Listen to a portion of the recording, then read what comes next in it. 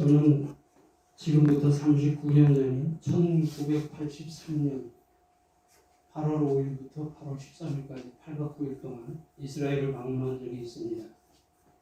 이스라엘에 가기 전에 아는 분이 이렇게 조언을 해 주었습니다. 이스라엘의 그 한여름은 날씨가 너무 뜨겁기 때문에 물을 가지고 다니면서 계속 마셔야 탈수 현상을 예방할 수 있다.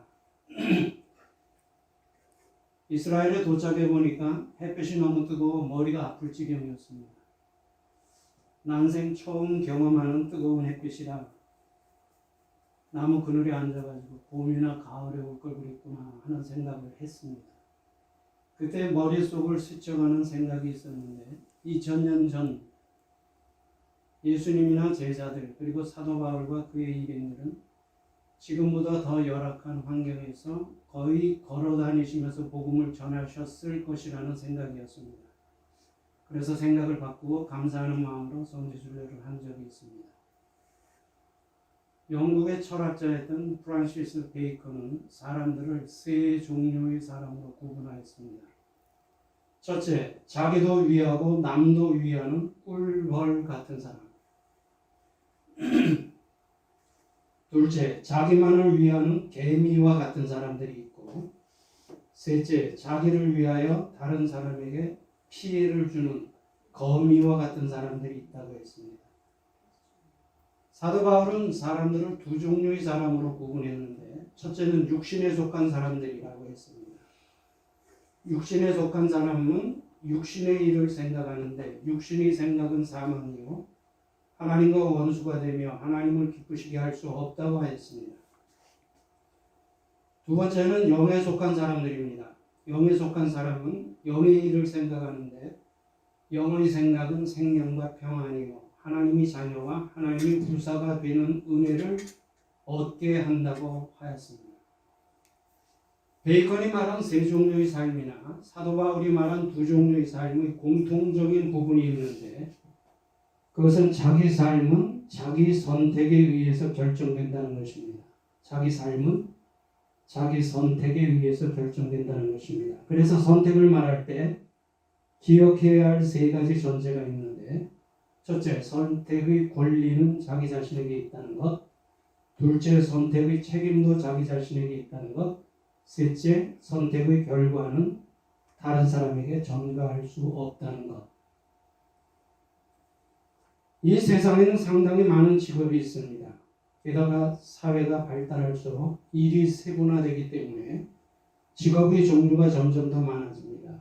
2016년 기준으로 한국에는 15,000개 정도의 직업이 있고 미국에는 3만 개 정도의 직업이 있다는 통계가 있습니다.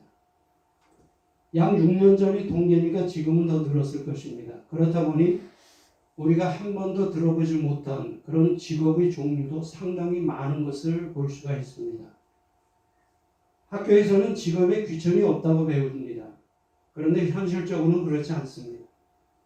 이 사회는 직업에 귀천이 있다는 생각을 하게 만드는 사회라고 하는 겁니다. 이것이 학교의 가르침과 사회의 현실과의 차이점, 괴리 현상이라고 말합니다. 사람들에게 이런 질문을 했다고 가정해 봅니다. 세상의 일 중에 어떤 일이 가장 귀한 일이냐고 생각하시는가? 아마도 슈바이처버트나 테레스 수녀같이 자기를 희생하여 사회에 봉사하는 일이란 대답이 가장 많을 것입니다. 그렇지만 이런 질문에 대한 사회적인 분명한 대답의 기준은 없습니다. 이거다 이렇게 말할 수 있는 기준이 없다는 겁니다. 자, 그러면 복음의 관점에서 같은 질문을 했다고 하면 어떻게 될까요? 그러나 일반적인 관점에서의 질문에는 분명한 대답의 기준이 없지만 복음의 관점에서의 질문에는 두 가지의 분명한 대답의 기준이 있습니다. 첫째는 성경에서 어떻게 말하고 있는가? 성경에서 어떻게 말하고 있는가? 라는 기준과 둘째, 예수님께서 세상에 왜 오셨는가? 라는 기준으로 대답할 수가 있습니다. 창세기 2장 7절에서 8절에 보면 하나님은 하나님의 형상대로 인간을 창조하셨다고 말하고 있고 마태복음 16장 26절에서는 사람이 온 천하를 얻고도 그 목숨을 잃으면 무엇이 유익하여요라는 예수님의 말씀이 있습니다. 그래서 기독교 인문론은 인간이 하나님의 형상으로 창조되었다는 전제와 한 영혼이 천하보다 더 귀하다는 전제를 가지고 출발을 합니다. 그렇기 때문에 기독교의 영향을 많이 받은 나라일수록 인간의 권리가 더 발달되어 있다는 것을 볼 수가 있습니다. 그런데 이토록 귀하게 창조된 인간이 하나님의 명령에 불순종하여 타락하였습니다. 그러나 비록 타락은 했지만 하나님의 형상으로 창조되었다는 사실과 천하보다 더 귀하다는 사실에는 변함이 없었기 때문에 인간을 대신하여 죄값을 치르고 구속해 주시기 위하여 예수님께서 오셨다는 겁니다. 이게 복음이죠.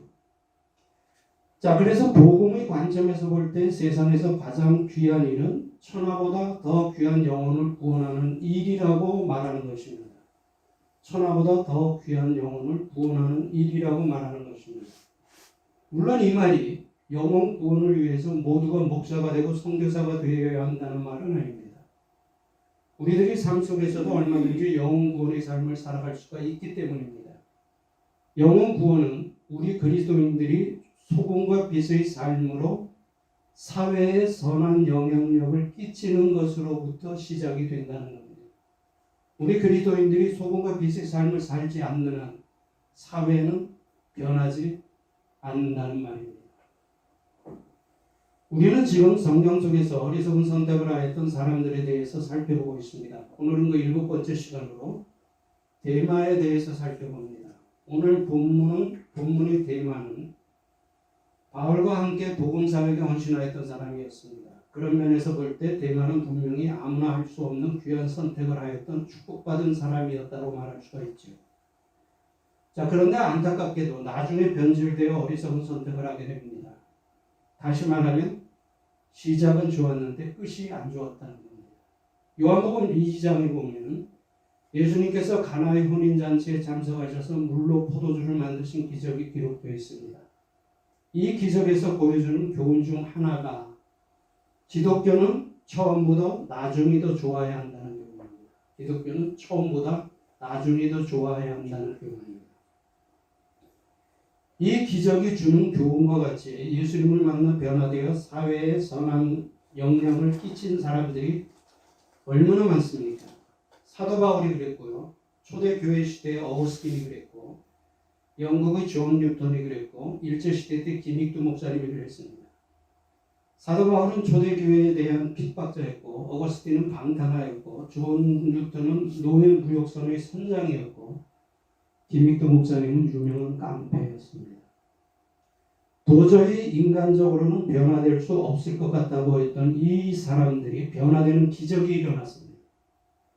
예수님을 만나는 사도 바울은 기독교 최고의 선교사가 되어 기독교가 세계로 전파될 수 있는 다리를 놓았고, 어거스틴은 초대 기독교를 공격하는 이방 종교와 비진리로부터 기독교를 변호하는 훌륭한 기독교 변증가가 되었고, 존 뉴턴은 자기 같은 포악한 죄인을 구원해 주신 하나님의 은혜에 감격하여 세계에서 가장 많이 불려지는 찬송가 어메이징 그레이스를 지었고, 김익두 목사님은 초대교회의 한국교회를 불같이 흔들었던 훌륭한 부흥자가 되었습니다. 이분들 이외에도 예수님을 만나 이분들과 같이 완전히 변화되어 새로운 삶을 사는 사람이 얼마나 많습니까? 그래서 사람의 삶은 마지막을 보고 평가하라는 말이 있습니다. 왜냐하면 우리 주위에는 처음에는 잘 살다가 후반부에 잘못 사는 사람들이 있고, 처음에는 잘못 살다가 후반부에 어떤 계기로 변화되어 새로운 삶을 사는 사람들이 많기 때문입니다. 자, 그런데 대만은 안타깝게도 처음에는 잘 살다가 후반부를 잘못 살았던 사람입니다. 처음에는 잘 살다가 후반부를 잘못 살았던 사람입니다. 자, 그러면 성경에는 데마가 어떻게 평가되어 있는지 살펴봅니다. 성경에는 데마 이름이 모두 3번이 나옵니다. 첫 번째는 빌레몬서 1장 24절, 나의 동역자 마가, 아리스타고, 데마, 누가가 문안하느니라. 나의 동역자라는 말은 쉽게 할 수 있는 말이 아닙니다. 그런데 바울은 빌레몬에게 데마를 자기의 동역자라고 소개하고 있습니다. 그것은 데마가 그만큼 복음사에게 헌신된 사람이었다는 사실을 보여줍니다. 우리는 사도 바울을 훌륭한 목회자요, 신학자요, 선교사라고 말합니다. 그런데 바울의 사역을 말할 때 빼놓을 수 없는 것이 있습니다. 그것은 바울과 함께하였던 많은 동역자들의 기도와 수고와 헌신입니다. 그런 동역자들의 기도와 수고와 헌신이 있었기 때문에 바울이 더 힘있게 사역을 감당할 수 있었다는 것을 보아야 합니다. 그런데 데마도 그런 바울의 동역자 중 한 사람으로 바울의 복음사역에 헌신하였다는 말입니다. 두 번째는 골로새서 4장 14절 사랑받는 의원 누가와 또 데마가 너희에게 문안하느니라. 골로새 교회의 교인들에게 문안하는 바울이 특별히 데마의 이름을 언급하고 있음을 통하여 바울과 데마의 돈독한 관계를 엿볼 수가 있습니다. 자, 이 두 번의 기록을 통하여 알 수 있는 것은 바울은 자기가 알고 있던 여러 사람들에게 데마를 사랑하는 동역자, 사랑받는 동역자로 소개하고 있다는 겁니다. 그것은 바울이 데마를 신뢰하고 있었다는 것을 보여주는 예지요. 자, 그리고 데마 이름이 세 번째 기록된 것이 오늘 본문입니다. 디모데후서 4장 10절 데마는 이 세상을 사랑하여 나를 버리고 데살로니가로 갔고 첫 번째와 두 번째 평가는 좋은 평가임에 비하여 오늘 본문의 세 번째 평가는 가슴 아픈 평가입니다. 바울을 버리고 데살로니가로 갔다는 것입니다. 자, 그런데 문제는 복음사역이 힘들어서 바울을 떠난 것이 아니라 이 세상을 사랑하였기 때문에 바울을 버리고 떠났다는 겁니다. 복음사역이 힘들어서 떠난 것이 아니라 이 세상을 사랑하였기 때문에 바울을 버리고 떠났다는 거예요. 복음사역의 과정이 힘들어서 떠났다면 동정의 여지라도 있었을 텐데 세상을 사랑하여 떠났기 때문에 동정의 여지조차도 남기지 않았다는 겁니다. 바울을 떠났다는 말은 바울과 함께 헌신하던 복음사역을 포기했다는 말도 되고 바울을 버리고 떠났다는 것은 예수 그리스도를 떠났다는 것도 됩니다. 바울이 얼마나 마음이 아팠으면 나를 버렸다는 표현을 썼겠습니까? 자, 사람들은 누구나 성공하기를 원합니다. 그리고 세상의 성공은 상대적인 성공이지만 모두가 상대적인 성공이지만 성공을 위하여 사람들은 쉬지 않고 노력을 합니다. 자, 그런데 성공을 말하기 이전에 우리가 알아야 할 성공 중에 성공이 있습니다. 성공 중에 성공, 가장 기본적인 본질적인 성공이 있습니다. 그것은 초심을 잃지 않는 것. 다시 말하면 처음의 결단과 마음을 끝까지 지키는 것.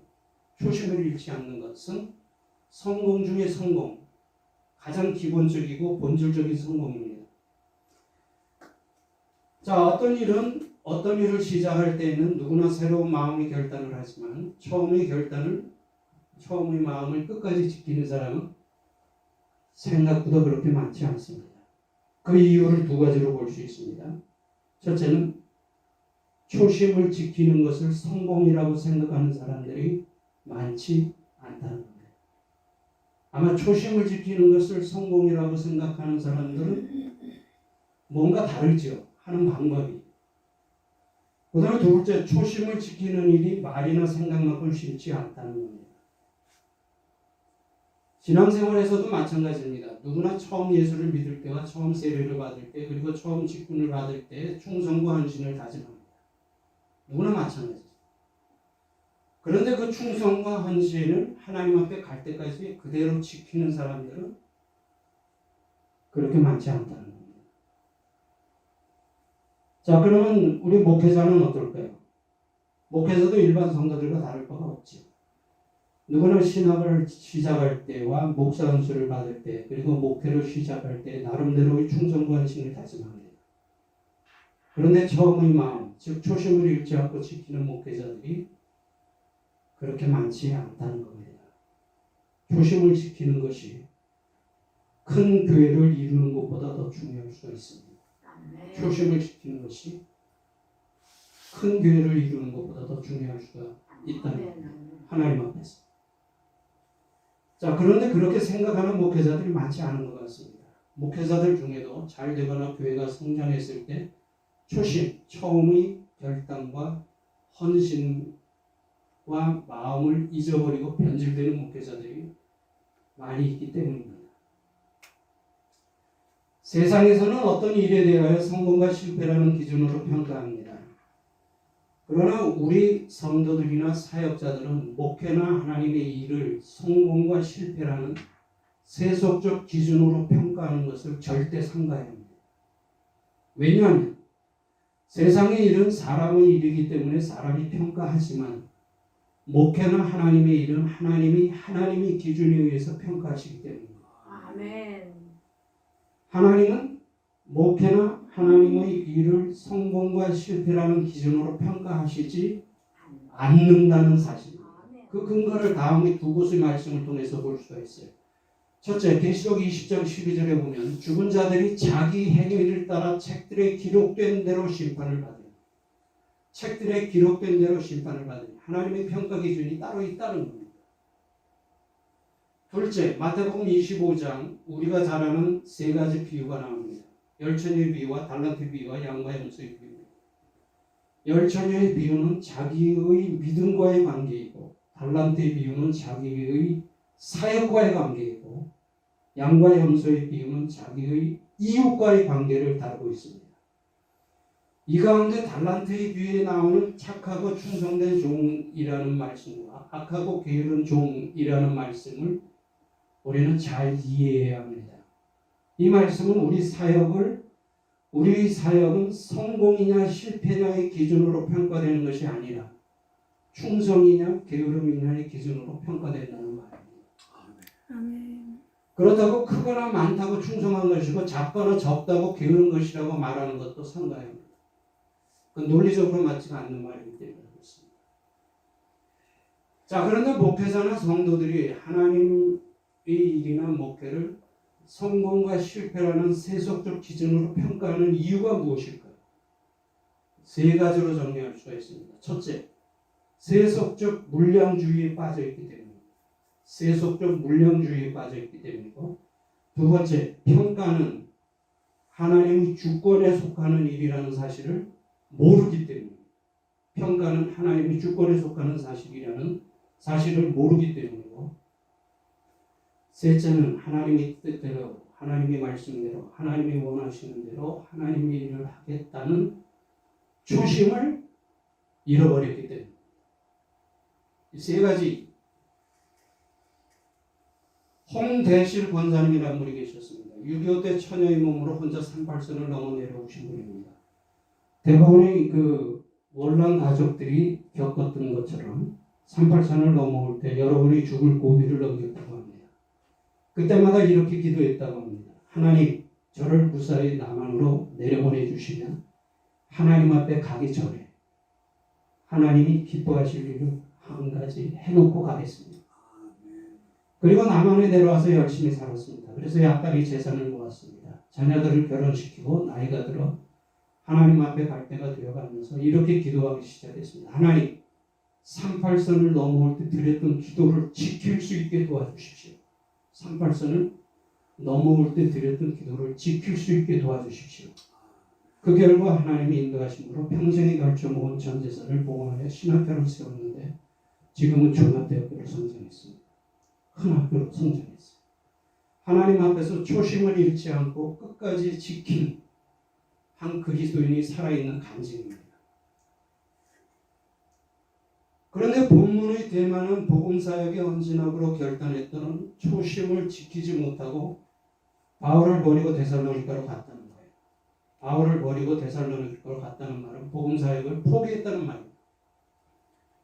그런데 복음사역이 힘들어 복음사역을 포기한 것이 아니라 세상을 사랑함으로 복음사역을 포기하였기 때문에 안타까움을 더해줍니다. 그러면 성경에서 말하는 세 가지 세상에 대해서 살펴봅니다. 창세기 1장 1절, 태초에 하나님이 천지를 창조하십니다. 하나님께서 창조하신 세상이 있고요. 요한복음 3장 16절 하나님이 이 세상을 이처럼 사랑하사 독생자를 주셨으니 우리가 복음을 전해야 할 대상으로서 이 세상에 그다음에 세 번째 요한일서 2장 15절 이 세상이나 세상에 있는 것들을 사랑하지 말라. 신앙의 반대편 즉 사단이 역사하는 죄에 오염된 세상이 있습니다. 그런데 대만은 하나님이 창조하신 첫 번째 세상에서 태어나 복음을 전해야 할 대상인 두 번째 세상을 선택하였다. 나중에는 신앙의 반대편 즉 사단의 활동으로 인해 죄에 오염된 세 번째 세상을 선택했다. 대마가 사랑했던 세 번째 세상은 하와를 유혹하였던 먹음직도 하고 보암직도 하고 지혜롭게 할 만큼 탐스러웠던 선악과와 같은 세상이라고. 그래서 자기 자신을 철저하게 관리하지 못하면 에덴 동산이 선악과와 같은 세상에 빠져버릴 수 있다는 겁니다. 그런데 그런 세상의 유혹에 한번 빠져버리면 돌아 나오기가 결코 생각만큼 쉽지 않다는 겁니다. 창세기에는 시작에 대해서 알려줍니다. 창세기 1장은 천지의 시작, 창세기 2장은 인간의 시작, 창세기 3장은 죄와 구속의 시작, 창세기 4장은 하나님의 문화와 세상 문화의 시작에 대해서 말해줍니다. 창세기 3장에서 인간이 타락한 이후 창세기 4장에서 하나님의 문화와 세상의 문화를 특별히 언급한 이유가 있습니다. 그것은 하나님을 떠난 문화는 인간 중심의 세속적인 문화이기 때문에 하나님의 심판의 대상이 될 수 있다는 하나님의 경고로 보아야 한다는 겁니다. 창세기에 보면은 하나님은 하나님을 떠난 문화, 하나님의 창조 질서에 도전하는 세상 문화를 심판하신다는 것을 보여주는 세 가지 사건이 나옵니다. 창세기 6장의 노아의 홍수 사건, 창세기 11장의 바벨탑 사건, 창세기 19장의 소돔과 고모라의 사건입니다. 대만은 이러한 역사적인 사실을 분명히 알았을 겁니다. 그런데도 대만은 세상을 사랑했다는 거예요. 자, 그러면 성경은 대마로 하여금 바울을 떠나게 만들었던 세상에 대하여 어떻게 말하고 있습니까? 요한일서 2장 15절 이 세상이나 세상에 있는 것들을 사랑치 말라. 누구든지 세상을 사랑하면 아버지의 사랑이 그 속에 있지 아니하니 이는 세상이 있는 모든 것이 육신의 정욕과 안목의 정욕과 이생의 사랑이니 다 아버지께로 쫓아온 것이 아니요 세상으로 쫓아온 것이라. 이 세상도 그 정욕도 지나가되 오직 하나님의 뜻을 행하는 이는 영원히 거하느니라. 세상에 대한 경고입니다. 성경은 이 세상이나 세상에 있는 것들을 사랑하지 말라고 분명히 경고하고 있습니다. 이뿐 아니라 세상을 대적하라, 세상과 친구가 되지 말라, 세상을 정복하라고 말씀하십니다. 그 이유는 그리스도인들은 세상과 분별이 구별되어야 한다는 사실과 하나님을 떠난 문화의 위험성을 알려주시기 위함입니다. 자, 그러면 세상 문화가 다 나쁜가 하는 겁니다. 그래서 세상 문화와는 담을 쌓고 사는 것이 경건한 성도의 삶인가? 그거는 아닙니다. 세상의 문화라고 해서 무조건 죄악시하는 것은 조심해야 합니다. 세상의 문화 중에서 하나님을 떠난 문화와 하나님이 창조 질서에 도전하는 문화가 문제라는 겁니다. 그런데 문제는 창세기 4장 이후부터 시작되어 지금까지 내려오는 대부분의 세상 문화나 하나님을 떠났을 뿐 아니라 하나님이 창조 질서에 정면으로 도전하고 있다는 거예요. 그게 문제라는 거예요. 세상을 사랑하여 바울을 버리고 데살로니가로 간 데마가 혹시 나중에라도 하나님을 떠난 세상 문화를 심판하신다는 사실을 깨닫고 회개하고 다시 하나님께로 돌아왔다면 다행입니다. 그러나 데살로니가에서 세상의 쾌락에 빠져 그대로 살았다면 그도 역시 하나님의 심판을 피할 수가 없었을 것입니다.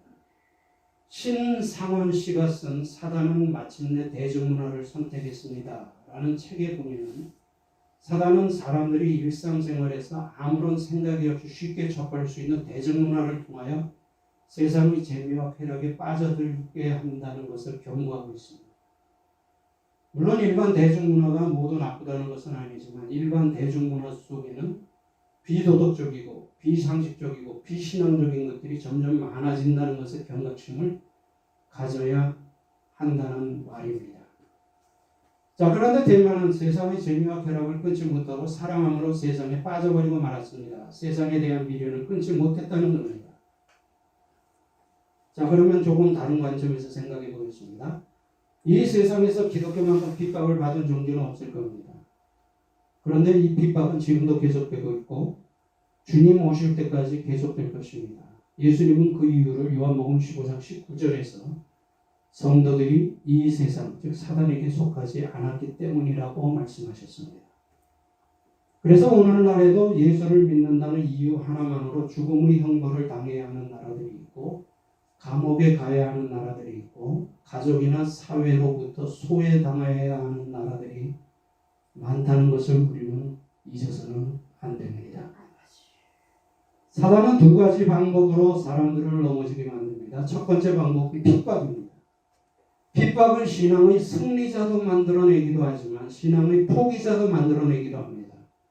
고린도서 11장 23절에서 27절과 히브리서 11장에 보면 사도 바울과 그리스도인들이 복음을 전하고 믿음을 지키는 과정에서 당했던 핍박에 대하여 말하고 있는데 히브리서 기자는 이런 종류의 핍박을 이겨낸 그리스도인들을 가르쳐 세상이 감당하지 못하는 이들이라고 말합니다.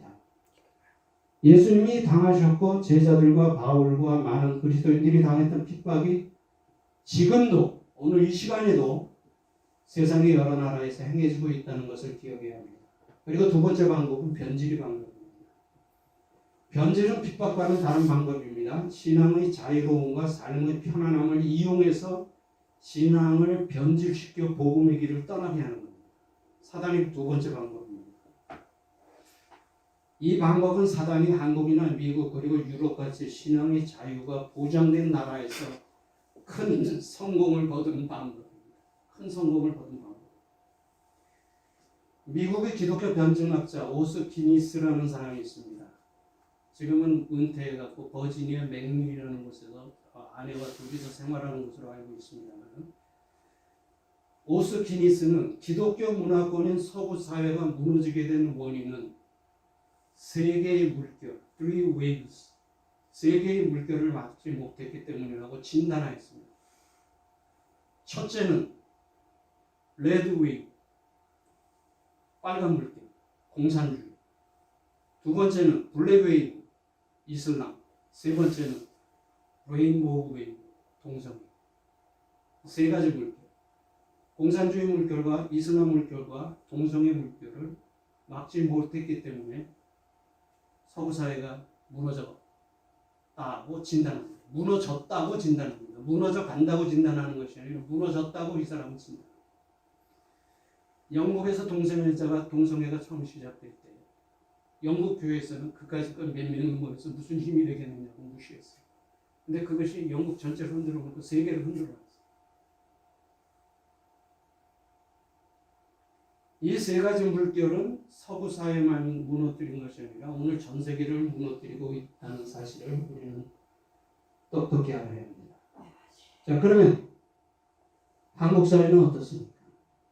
한국 사회도 예외가 아니랍니다. 한국 사회도 이 세 가지 물결을 막지 못해서 지금 걷잡을 수 없이 무너져가고 있습니다. 그러면 한국 교회는 어떨까요? 어떤 사람들은 한국 교회는 예외인 것처럼 말합니다. 그러나 한국 교회도 예외가 아닙니다.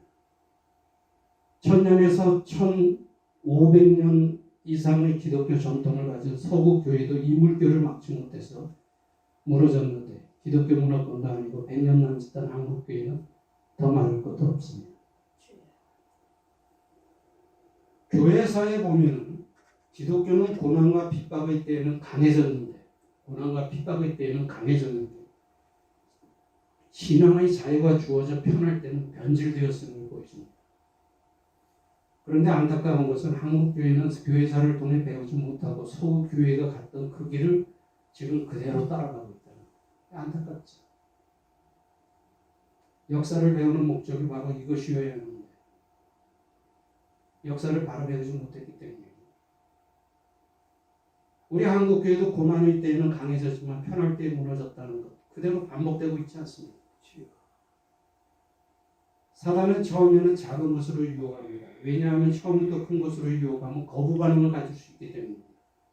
한 번이 두 번 되게 하고 두 번이 세 번 되게 하고 세 번이 네 번 되게 하고 그래서 우리 속담처럼 바늘 도둑이 소도둑 되게 하고 가랑비에 옷을 젖게 하는 것이 사단의 전략입니다. 사단이 사람들을 유혹할 때 사용하는 대표적인 말들이 있죠. 딱 한 번만. 에이 남들도 다 하는데 저번에도 했잖아. 이번이 마지막이야. 에이 아무도 안 보는데 별일 없을 거야. 무슨 일이 있겠니? 이 말에다 속아는 거야. 성경은 바울을 버리고 데살로니가로 간 데마에 대해서 더 이상 말하지 않기 때문에 그가 원하는 세상의 재미를 데살로니가에서 누렸는지는 알 수 없습니다. 그러나 한 가지 분명한 것은 데마는 분명히 어리석은 선택을 했다는 겁니다. 바울을 버리고 데살로니가로 갔다는 것은 복음사역의 길을 떠났다는 것을 말합니다. 복음사역의 길을 떠났다는 것은 예수 그리스도를 떠났다는 것을 의미합니다. 우리는 신앙생활을 하면서 다음 네 가지 사실을 항상 기억해야 합니다. 첫째, 세상은 사랑과 교제의 대상이 아니라 선교의 대상이라는 사실. 사랑과 교제의 대상이 아니라 선교의 대상이라는 사실. 둘째, 세상에서 가장 귀한 일은 천하보다 귀한 영혼을 구원하는 일이라는 사실. 세상에서 가장 귀한 일은 천하보다 귀한 영혼을 구원하는 일이라는 사실. 셋째, 그리스도인들이 소금과 빛의 삶으로 이 사회에 선한 영향력을 끼치는 것으로부터 영혼 구원의 사역이 시작된다는 사실. 넷째, 복음을 전파해 영혼을 구원하는 일은 구원받은 그리스도인의 사명이라는 사실. 네 가지 사실을 우리는 항상 기억하고 살아야 합니다. 본문의 대마를 통해서 지혜로운 삶을 사는 우리 모두가 되시기를 주의 이름으로 축원합니다. 아멘. 하나님, 어린석을 선택을 하였던 대마를 같이 생각해 보았습니다. 대마를 통해 우리들이 나눈 교훈처럼 대마를 어리석은 삶을 살지 않는 저희들이 될 수 있도록 성령의 지혜와 은혜로 함께하여 주옵소서. 예수님의 귀하신 이름으로 기도드립니다.